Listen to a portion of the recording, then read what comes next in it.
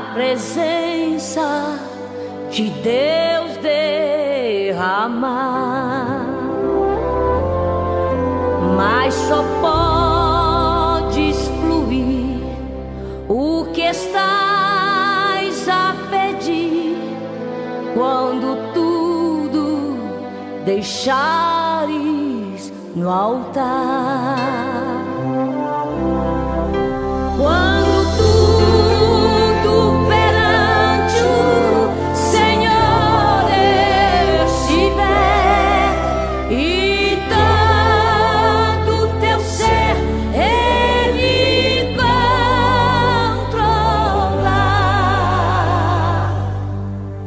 só então hás de ver que o Senhor tem poder quando tudo deixares no altar.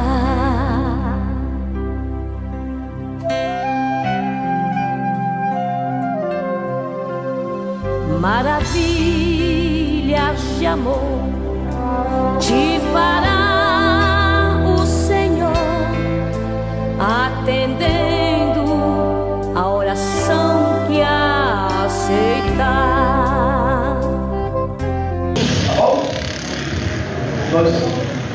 Nosso pastor dizendo, quem não conhece, ele é o presidente deste ministério, a Igreja de São Miguel Paulista e as suas congregações, das quais essa aqui é uma delas, tá bom? Então hoje ele vai estar aqui ministrando a palavra de Deus, conforme aquilo que o Senhor quer que nós ouçamos nesta noite. Amém? Quem crê que Deus tem uma palavra no teu coração? Levanta a mão e diz, eu creio.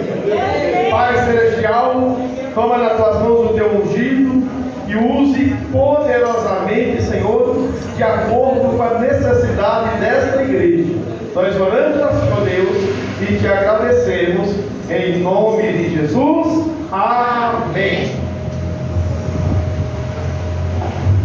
Glória ao Senhor Jesus, irmãos. Amém. Desejo eu ouvir a nossa missionária, mas vamos tentar, não é? A alegria está grande. 12 dias de clamor para 12 meses de vitória. Clamar ao Senhor é bom. Confiar nele e esperar nele. Ele tem respostas para nós. Amém. Abra sua Bíblia, Isaías 40.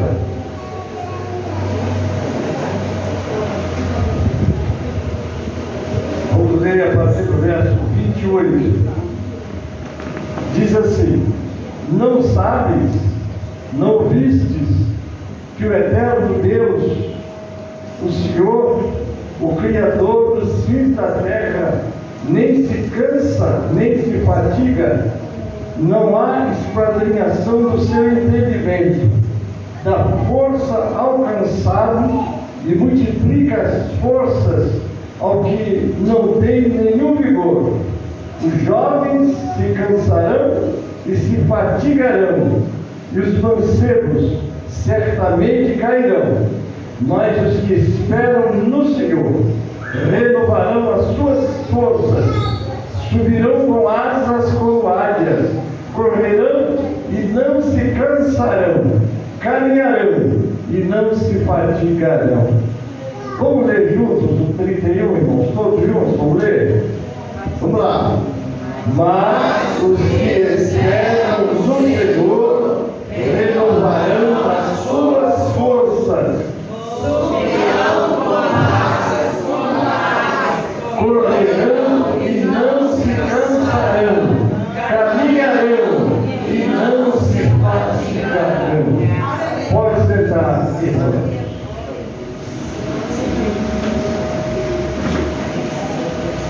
A nossa caminhada, irmãos, ela não é fácil. Mas se temos o Senhor do nosso lado, com certeza nós chegaremos ao nosso destino. Nós temos um Deus, está em Isaías 64:4, é um versículo que nós lemos e relemos e não cansamos de ler.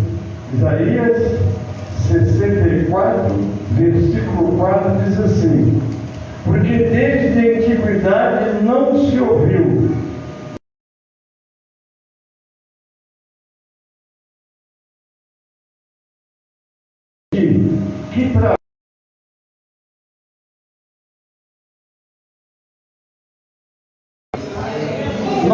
somos um povo fraco, nós temos um Deus forte.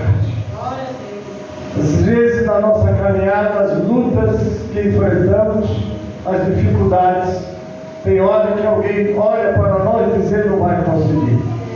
Eu imagino Golias olhando para o franzino Davi, não é? Olhava para Davi, mas que é isso? Eu vou lutar com uma criança?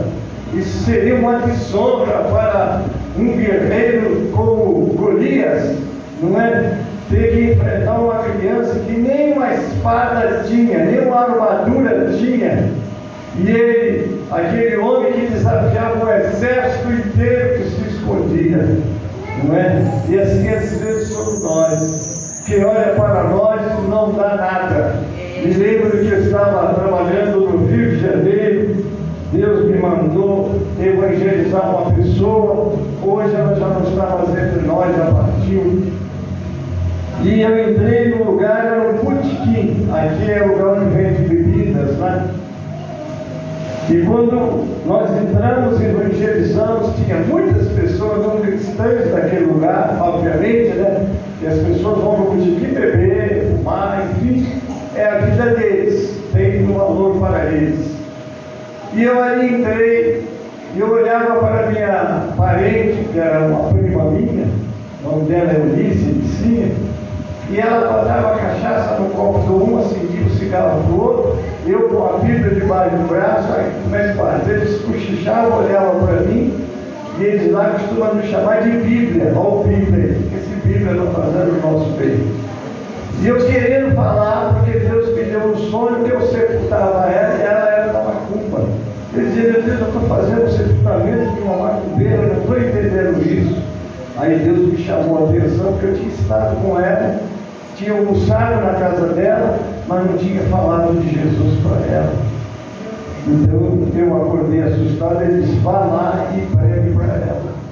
E ela estava dentro do boteco que ela tinha comprado, trabalhando, e eu tive que entrar lá.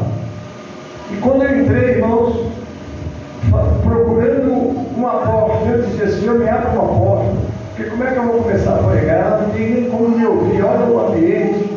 Aí enquanto eu estava orando a Deus em espírito, ela chegou perto de mim: pois é, gente, eu já disse para o meu marido que eu vou morrer nesse lugar de trabalhar. Quando ela disse: eu vou morrer nesse lugar, eu falei: a porta se abriu.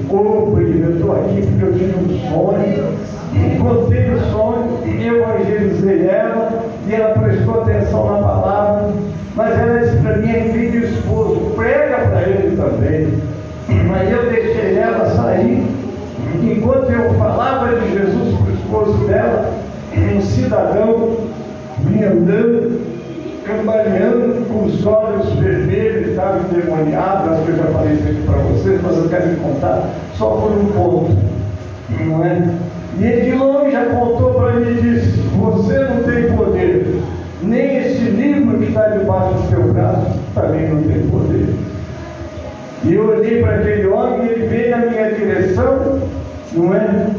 E aí, quando aqueles homens que estavam dentro do botequim bebendo, saíram, fizeram uma roda, como que diz: agora nós vamos assistir esse Bíblia aqui, tomar uma posse. E o que eu ia esperar? Um endemoniado, embriagado, o que poderia fazer? Ele se levantou lá, Satanás fez isso.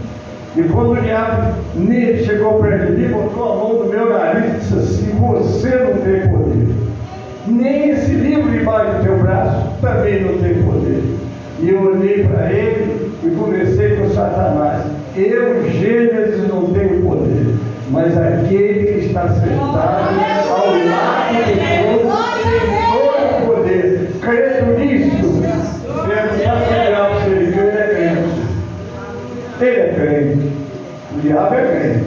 A Bíblia diz que os demônios creem e experimentam. Quando eu disse credo nisso, aconteceu um milagre. O demônio saiu do corpo dele e levou a cachaça. Aí ele ficou conversando comigo, com uma pessoa assim: Senhor, e eu evangelizei aquele homem. Irmãos, eu ganhei aquele homem para Jesus. Porque você pode ser visto como um que não tem força. Golias olhou para Davi, que veio em Davi um menino. Diz que ele tinha um semblante assim, um aspecto simples, como pessoas assim, ele não tinha nada que assustasse, não tinha uma espada. Ele pegou 5 pedras, ele tinha um bodoque, uma tiradeira, que a gente chama aqui de atiradeira, não é? Era assim que ele costumava treinar. E o Golias, com toda a armadura, disse que ia ser só a couraça que ele tinha, que é como se fosse aquele que o soldado usa, meu nome ele tinha uma armadura, como se fosse uma couraça, né? Mas eu queria dizer exatamente aquilo que os policiais usam. Colete. O colete, que era a armadura dele, pesava 75 quilos, pesava mais do que Davi só. Então aquele homem olhou para aquele menino, não tinha uma espada, não é? Eu vou lutar com esse menino, é uma desonra para mim como soldado. Ele olhou para aquele menino, e aquele menino não olhou para ele, olhou para o Senhor. Ele desfez de Davi, e Davi olhou para ele: você vem com a sua espada, com o seu escudo, mas eu vou a ti em nome do Senhor. Nós temos um Deus que trabalha por nós. Nós não estamos sozinhos nessa peleja, nessa caminhada. Nós estamos aqui, são 12 dias de clamor. Por que nós estamos clamando? Porque nós precisamos de nos revestir do Senhor e da força do seu poder. E essa força vem quando é buscada. Não é isso? Então é isso que o Senhor está falando para este povo aqui. Não sabe, não ouviste que o eterno Deus, o Senhor, o Criador dos céus da terra, nem se cansa, nem se fatiga, e não há esquadrinhação do seu entendimento. Esse é o Deus que nós servimos. Mas será que nós conhecemos esse Deus? Sabemos que é o nosso Deus? Davi sabia. Mas por que ele sabia? Ele sabia porque nas provas, nas lutas, Deus estava com ele. Como é que ele, como homem, ia enfrentar um leão e vencer o leão? Como é que ele, um homem, uma criança, ia enfrentar um urso e vencer o urso? Ele carregava a experiência que ele tinha nas grandes batalhas que ele tinha enfrentado. E às vezes, quando a luta nos vem, a prova nos vem, a dificuldade nos vem, nós começamos a ficar acanhados. Às vezes nem deixamos até de frequentar a igreja, mas é aqui o lugar onde nós somos reforçados, onde nós somos renovados, onde nós aprendemos com a experiência dos outros. Por isso que eu digo, você tem uma experiência com Deus, vem aqui, testemunho dela. Você passou uma luta e Deus te deu a vitória. Vem aqui dar glória ao nome do Senhor. Porque muitas pessoas, não é? Eu escrevi um livro sobre obra de restauração e contei um pouco das minhas experiências missionárias. Não é? E teve um presbítero de uma denominação bastante pentecostal que chegou e me perguntou: mas pastor Jesus, isso é verdade que o senhor botou nos livros? Eu falei: ô meu irmão, você acha que eu ia inventar uma mentira? Eu sou pastor, ia me dar um ministério que nós trabalhamos dele, mas nós estamos às vezes tão afastados das maravilhas de Deus que quando alguém levanta e conta uma maravilha, nós não acreditamos. Deus não faz isso, não é possível. E aí, o pastor Perimatrés estava conversando comigo, que disse que durante 40 anos o povo andou no deserto, a roupa não envelheceu, o sapato. E eu perguntei: pastor, e quando o pé crescia? Aí ele disse assim: o sapato crescia também. E quando a pessoa crescia, a roupa crescia também. Eu disse: tem que ser crente para acreditar nessas coisas.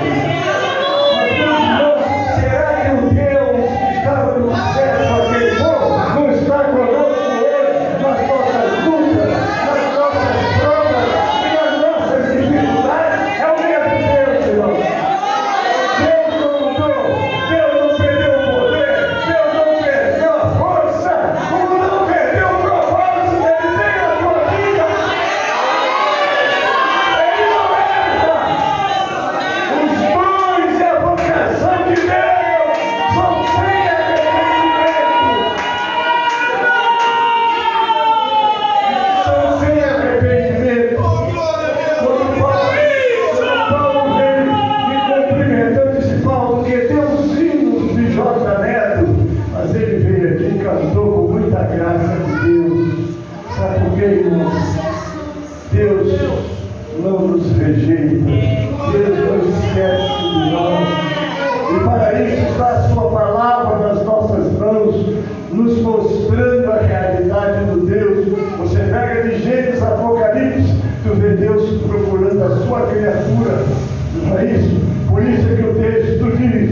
dá força ao cansado, multiplica as forças ao que não tem nenhum vigor. Quanto mais fraco você se mostrar ou se sentir, deixa Deus usar a sua vida. Deus não encontra em nós aquele espaço que Ele quer para usar, porque nós estamos confiando em tantas coisas que às vezes adquirimos, não é? Experiências, conhecimento. Irmãos, tudo que você tem não é seu, é Deus. Por isso que toda honra, toda glória, todo louvor tem que ser dado ao nome de Deus. Teve uma vez que um pastor começou a meditar naquela palavra de Jesus e disse assim: aquele que crê em mim fará as obras que eu faço e fará maiores do que estas, porque eu vou para o meu Pai. E aquele pastor disse: mas como nós podemos fazer obras maiores do que Jesus fez? Tem alguma coisa errada, não tem jeito. E ele foi pesquisando e encontrou a resposta. Sabe qual é a resposta? Deus continua fazendo as obras, não pessoalmente, mas através de você, através de nós. Por isso que ele diz para maiores, porque ele ficou 3 anos e meio e nós estamos há mais de 12 mil anos aí fazendo a obra do Pai. Aí você diz: mas pastor, eu não vejo mais Deus levantar paralítico. Eu já vi. Eu já vi. Aí vai dizer assim: eu não creio que Deus ressuscita mortos. Eu já vi. Eu já vi. Eu já vi. Eu não creio que Deus ressuscita cegos. Eu já vi. Eu já vi. Mas, queridos, é que Deus disse: eu, o Senhor, não mudo. Ele não muda. O que é preciso é eu crer nele como Ele é. E se eu crer nele como Ele é você vencedor. Porque Ele é o que diz a Bíblia e Ele não muda. Por isso que nós ficamos no verso 30, diz assim: o jovem e os mancebos certamente cairão. Às vezes o jovem não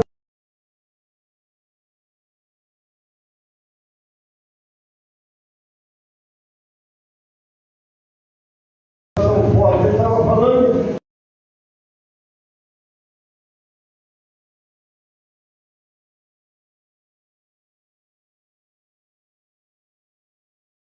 a palavra de Deus está em vós. Entenda aí, irmão.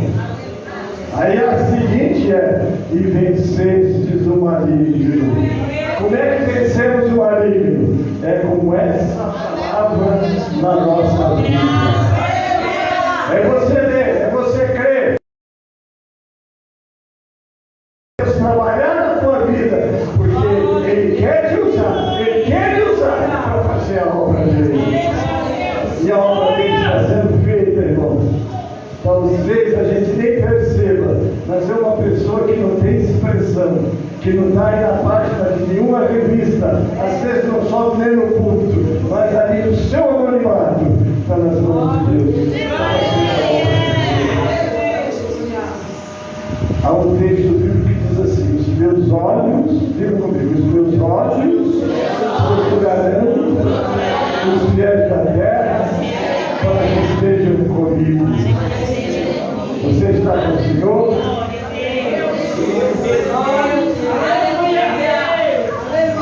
Uma vez um colega entrou, eu não vou dar nomes, porque os nomes comprometem a gente, mas entrou no gabinete de uma grande autoridade, e a autoridade estava doente do coração para morrer, e ele era da macumba, e lá já tinham feito macumba e ele estava morrendo. E ele teve a ousadia de entrar nesse gabinete e dizer: olha, você.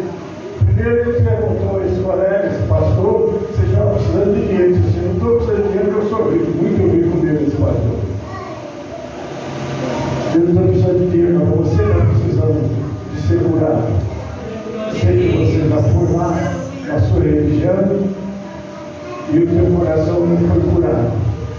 mas eu conheço um Deus que não vai curar teu coração, não. Ele vai trocar o teu coração. Quando ele disse que vai trocar o teu coração, ele abriu a camisa, mostrou um crucifixo com Jesus crucificado. Mas eu tenho Jesus, olha aqui. Eu tenho Jesus, ele mostrou um crucifixo com Jesus. Aí ele primeiro explicou que Jesus não está na cruz, ele já desceu da cruz há muito tempo. Só que Jesus está vivo. Ele disse, mas eu tenho. Ele só fez uma pergunta: Jesus tem você? Porque às vezes você fala de Jesus para as pessoas, elas dizem, mas eu tenho Jesus. Você tem que fazer outra pergunta: Jesus tem você? Ele se calou. Porque ter Jesus todo mundo pode dizer que tem, mas será que Jesus tem essa pessoa? Meu Deus! Porque se Jesus tem você, você vai fazer a vontade dele, você vai buscar ele, você vai seguir ele, você vai ser um instrumento nas mãos dele. Porque se Jesus tem, ele está buscando. Os meus olhos procurarão os pés da terra para que estejam comigo. Ele quer você. Por que ele quer você? Porque o mundo jaz no maligno. Está lá em 1 João 5,19. Mas a primeira palavra, a primeira frase está assim: sabemos, vamos lá junto, sabemos que somos de Deus. De novo, sabemos que somos de Deus. Mas o complemento do verso não é: e o mundo inteiro jaz no maligno. E agora, o que Jesus quer? Jesus quer libertar o pecador. Jesus olha para essa humanidade cheia de engano. Estamos vivendo na época da informação, internet, não é? Hoje as pessoas já se levantam com o celular na mão. A primeira coisa que faz tudo levanta é pelo celular. Não é? Trabalho que faz, deixa alguém, todo mundo trabalha na internet.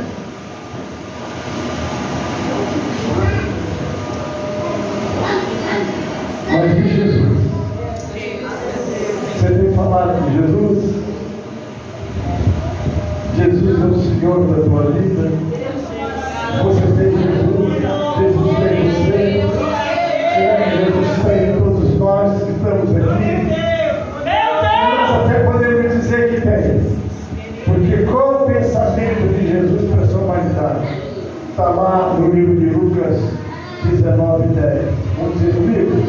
O Filho do Homem, vamos lá? O Filho do Homem veio buscar e salvar o que se havia perdido. Qual é a missão dele? Buscar e salvar o perdido. Ele não discrimina ninguém. Ele quer que as pessoas o conheçam. Ele quer que as pessoas o aceitem. Ele quer livrar as pessoas. Por isso que o termo diz, na parte conclusiva: mas os que esperam no Senhor renovarão as suas forças. Renovar as forças, não é? O tempo vai passando, a idade vai chegando e as forças vão terminando, o neurônio vai enfraquecendo. Mas o texto aqui diz que os que esperam no Senhor renovarão as suas forças, subirão com asas de águias, correrão e não se cansarão, caminharão e não se fatigarão. Então você pode crer, Deus estando na tua vida, e você entendendo que é o propósito de Deus para a humanidade. Porque, irmãos, há uma doutrina que eu discordo dela, que é da predestinação, vamos dizer assim, porque aí você vai dizer, mas está na Bíblia que Deus predestinou. Está assim. Mas a predestinação está em Jesus. Digam comigo, a predestinação está em Jesus. Aos que predestinou nele, Jesus, porque ele é o caminho. O que é que ele diz? Eu sou a verdade e a vida. Ninguém veio senão por mim. Não jeito. Não tem Maria, não tem santo, não tem reencarnação, não tem nada que possa trazer a criatura de volta para Deus, a não ser Jesus. Minha filha, quando fez pedagogia, mandaram ela falar sobre alguma coisa e ela escolheu falar de Jesus. Não é? Aí ela falou de Jesus. Quando trouxe para a professora, ela olhou e falou: mas por que você está falando de Jesus? Jesus é religião. Fala de Deus, fala do céu, mas não fala de Jesus porque é religião. Vocês já perceberam que vocês começam a conversar com uma pessoa sobre Jesus? Não. Futebol e religião, cada um tem o seu e tal. Mas não é assim. Mas por que essas mentes estão contaminadas com respeito a não querer Jesus? Satanás chega até a ajudar as pessoas a entender Deus, mas Jesus não. Por que não? Porque Jesus liberta, Jesus transforma, Jesus dá vida. Não há outro nome dado entre os homens que possamos ser salvos, a não ser Jesus. Então, que essa campanha continue renovando as nossas forças, não é? Porque aqui, nesse sede, nesse culto que está sendo um banquete aqui, não é? Que Deus nos abençoe, que não tiremos os nossos olhos como Israel fez. A nação de Israel tirou os olhos de Jesus, tirou os olhos de Deus, da palavra de Deus, porque eles abandonaram o Criador. Não é? Isaías chega a dizer lá no capítulo 1, de 1 a 3, ele diz assim: a visão de Isaías, filho de Amós, o qual ele viu a respeito de Judá e Jerusalém nos dias de Uzias, Jotão, Acai e Ezequias, reis de Judá. Olha como ele diz: ouvi, ó céus, e presta ouvidos tua terra, porque falam-se, eu criei filhos, exalcei-os, mas eles prevaricaram contra mim.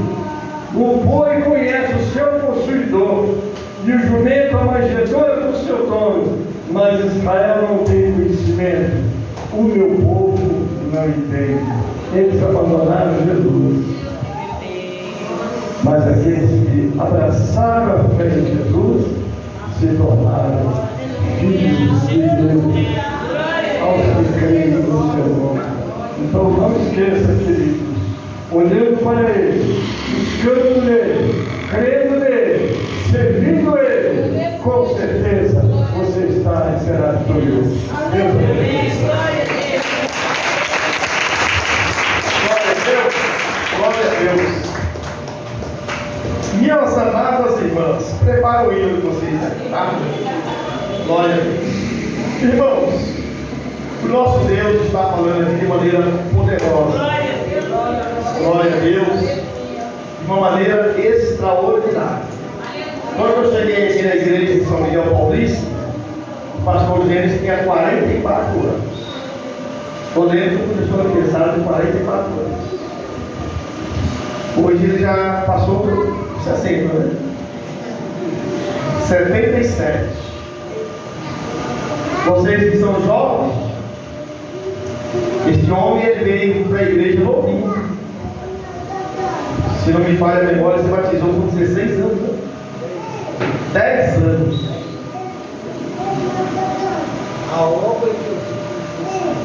Isso, veio com 16 anos. Vocês que não sabiam, ele tinha um salário bem pequenininho. Ele tinha um salário de aproximadamente 100 salários mínimos. Quanto que é 100 salários mínimos hoje? Alguém sabe? Ele deixou tudo isso aí pelo Evangelho. Tem faltado alguma coisa, pastor? Professor? Eu tenho o privilégio de ter sido nessa igreja cooperador, diácono, evangelista e pastor. Todos esses cargos ele que me indicou. Eu não estou falando isso para envaidecer ele, não. Por que eu estou falando isso? Porque dentro do versículo que ele citou aqui, e observando aqui uma versão, esse versículo 6 do Salmo 101, olha a profundidade disso. dos fiéis da terra. Olha como é que fala. Os meus olhos se agradam dos fiéis da terra. Essas pessoas fiéis da terra habitarão comigo. Somente quem se dedica a viver com integridade, esse me servirá. Somente quem se dedica em servir ao Senhor com integridade, esse servirá a Ele. O versículo 3: não colocarei diante dos meus olhos nada que seja pernicioso. O que é que anda dentro dos teus olhos? O que é que você lê? O que é que você assiste? O que é que diariamente está dentro dos teus olhos?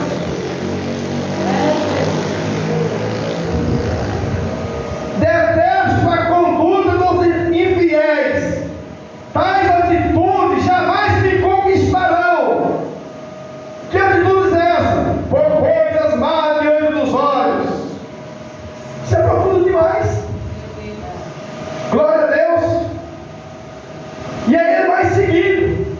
A quem difama os outros às escondidas, eu farei calar. Assim como homens altivos de coração e arrogantes, eu não suportarei. É o Senhor nosso Deus que está dizendo nesta noite. Não é eu não, é a palavra de Deus. É a palavra de Deus que está dizendo nesta noite. Meu Deus! Glória a Deus. Vocês sabiam, irmãos? Eu nem vou pedir desculpa pelo que eu vou dizer, porque Deus está me impulsionando a dizer. Aquele que é maldizente em relação a outras pessoas é a mesma coisa de um assassino. Por exemplo, deixa eu explicar. Se eu chegar para o pastor Gênesis e falar mal do Gabriel, eu estou matando o Gabriel no coração do pastor Gênesis. Eu estou assassinando o Gabriel no coração do pastor Gênesis. Se nós falarmos mal de alguém ou outra pessoa, nós estamos assassinando tal pessoa no coração daquela pessoa. Porque aquela pessoa, através do que está sendo dito, poderá te odiar. Isso é muito sério. E Deus usou. Ele vai dizer aqui: os meus olhos se agradam dos fiéis da terra. Quem é fiel? Quem é fiel na terra aí? Quem é fiel? Para me encerrar aqui, fala comigo em 2 Crônicas. Verdade, 2 Crônicas 16, 9. Por enquanto, quando ao Senhor, os seus olhos passam por toda a terra, para se mostrar forte com aqueles cujo coração é inteiramente dele. Quem tem o seu coração inteiramente na mão de Deus, levanta a mão aí. Se o seu coração estiver inteiramente na mão do Senhor, ele será forte com você. Você é um coração fiel a Deus. Um coração fiel a Deus. Tenha um coração fiel a Deus. Aleluia! Vem aqui, irmãs. Vem aqui, meu menina. Louve ao Senhor. Louvado seja o nome de Jesus. Aleluia. Aleluia. Aleluia. Toda meu menina. Vem aqui. Todas as irmãs. Todas as irmãs. Glória a Deus. Eu só estava esperando a Valdineia chegar para vocês cantarem, tá bom? Olha aí, ela chegou lá direto do trabalho dela e a Rayane vai resistir isso. Resista aí, Rayane, com o nome de Jesus. Maravilhoso, aleluia. Oh, glória a Deus.